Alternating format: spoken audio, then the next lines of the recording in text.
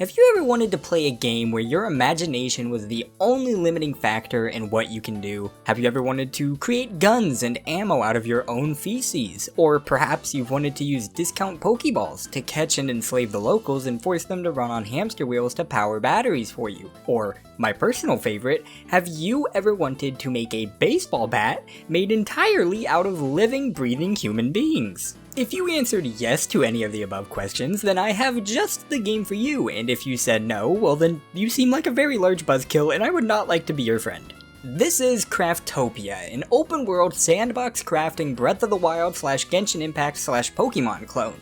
It is without a doubt the best bad game that I have ever played, and let me tell you, I play a lot of shitty games. This is you. Well, okay, actually, that's me, but this could be you if you played the game. You blew up the world.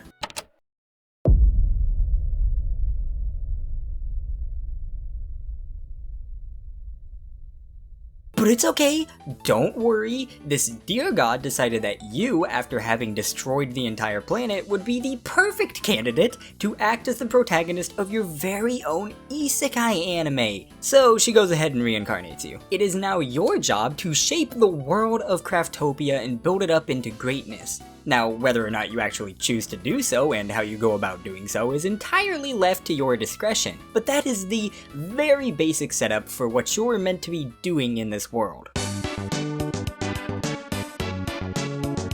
Unsurprisingly, this is a game in which crafting is a core element. I'd wager a guess that about 40% of your overall playtime will probably look something along these lines. Now, I don't know about you, but I am quaking in my boots with excitement. Okay, so the game's crafting isn't anything crazy, it's about what you'd expect, which is to say it's the tried and true sorting through menus method. But there is a goal for all the crafting. Well, two goals actually. Goal number one is to advance to the final age currently available. Basically, you start out in the pre-Stone Age, unironically using a stick to smack trees and rocks until they spit out wood and stone for you to gather. However, once you gather up whatever prerequisite materials there are, you are able to advance to the next age. With each new age comes new things to craft, new ways to gather, new quests to do, all the way up to the scientific age of research. At least that's the latest age as of writing this script. I, of course, never got to see the scientific age of research because the devs decided it would be a really funny prank to increase the gold requirement from the 5th age to the 6th age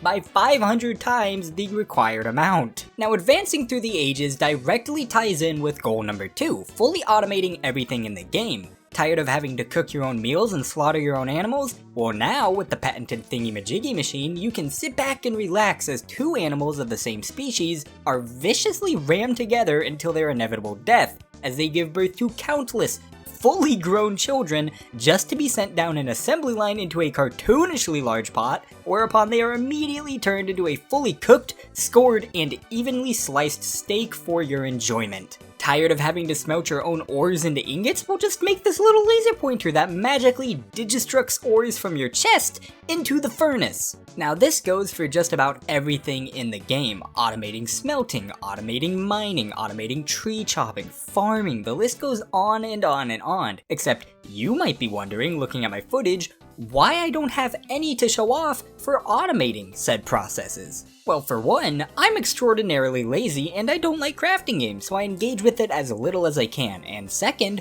while you can and should automate everything, the game doesn't make it very intuitive. For example, you are free to build your base wherever you please. However, you can only have automated mining at specific mineral deposits. The only problem is that the map is huge and the mineral deposits are, let's just say, not very plentiful. And you might say, well then why don't you just build your base at one of the few deposits? And to that I'd say, there is no way for you to fast travel to your base. So every time you would want to teleport somewhere, you'd have to hoof it to the nearest tower or teleporter, and then you're able to get around. But unless you have a teleport potion on hand, you would have to do the same trek back to your base from the teleporter when returning from said excursion. TLDR, the devs have made automating some systems incredibly unintuitive and overall just tedious. Solution: add more mineral deposits and allow for the crafting of placeable teleporters. Outside of just crafting, however, this is a Breath of the Wild clone, meaning there's lots of combat and lots of exploring to be had.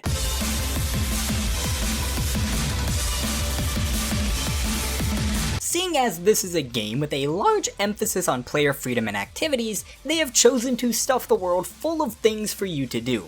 Well, okay, they've stuffed the world full of 3 things for you to do. Number 1. Dungeons. They come in 2 forms, either the large and lengthy dungeons that are marked on the map and require more than 2 brain cells to figure out some puzzles, or caves that are much shorter and usually only feature 1 puzzle or 1 boss. There is virtually no variety when it comes to these caves, so do not be surprised if you find yourself slowly withering away into nothingness out of pure boredom whilst doing them. Number 2. Questing. Every zone has at least one civilization where you are free to accept quests from the locals, oftentimes being even more generic than the quests featured in an MMO, which is to say they are kill, collect, and craft quests. And lastly, number 3, just explore. This is a large world with some decently pretty sights to see. Running around and exploring took up most of my playtime, and there are cool things to see, like the giant Buddha statue in the Japan-inspired zone, or the ruined castle in the zone that kinda totally ripped off Elden Ring in the royal capital. I mean, hell, it even features a giant tree. Not to mention all the bosses in the overworld to discover and do battle with, which leads me to the game's combat, featuring controls so stiff you'd be forgiven for thinking that your character had a 20-inch butt plug shoved up their ass, and animations about as smooth and consistent as an AI trying to recreate the Mona Lisa. Of course, those were only a problem until I discovered the almighty power that is poisoned arrows. Just one shot from one of these fellows and every enemy practically evaporates. Bosses that might have posed a challenge are no match for you as you sit back and relax while they die a quick and painful death caused from a stew of various unknown diseases. And then I discovered the ability to turn your own shit into gunpowder, which led me down the journey of the American. Wielding my mighty rifle, I manifested so much destiny and killed so many locals, I practically made the yellow goblins go extinct. These are the parts of the game I enjoyed, running around and discovering stupid shit and doing stupid things. But it's not all sunshine and rainbows, as there is one glaring flaw with Craftopia. Now, if you hadn't already checked out what it says in the bottom left there, it's basically a disclaimer from the devs saying, hey, Craftopia is in early access, so expect a lot of jank, especially if you're in multiplayer. Now, I have no friends, so I can't really commentate on the quality of its multiplayer. What I can say, though, is that, yeah, the devs were probably doing the right thing by slapping that big-ass disclaimer on your screen because, oh boy, this game is pretty jank at times. Roofs that do not properly render when you're 5 feet away from them. Grass that decides it wants to go on lunch break randomly and just never comes back. Shaders that stop functioning the second the moon rises. If you dare to dodge with a gun in your hands, be prepared to clip through the universe and likely fall to your death. There is an astounding amount of bugs and flaws in this game, so many that I can't list them all off here. Is it fair to criticize a game that's still in early access for being extremely janky, especially since it just underwent an entire rework just a few months ago? Probably not, but I'm gonna do it regardless. In summary, Craftopia is a game that doesn't know its own identity, is as buggy as they come, and feels like walking through an ocean of I can't believe it's not butter to actually play. Now, despite that, Craftopia falls onto the spectrum of games that are bad, but are still very fun. Does that make it a good game? By absolutely no means. Do I think that most people will like the game? Probably not, but I do believe there is a crowd that can enjoy the game for what it is, and what the game will come to be. I give Craftopia 5 goblins on a treadmill out of 10. If you liked the video, feel free to subscribe and leave a like, and if you didn't, feel free to not do that. I'll see you all in the next one, and I hope you have a wonderful day, but until then, I sleep. Good night.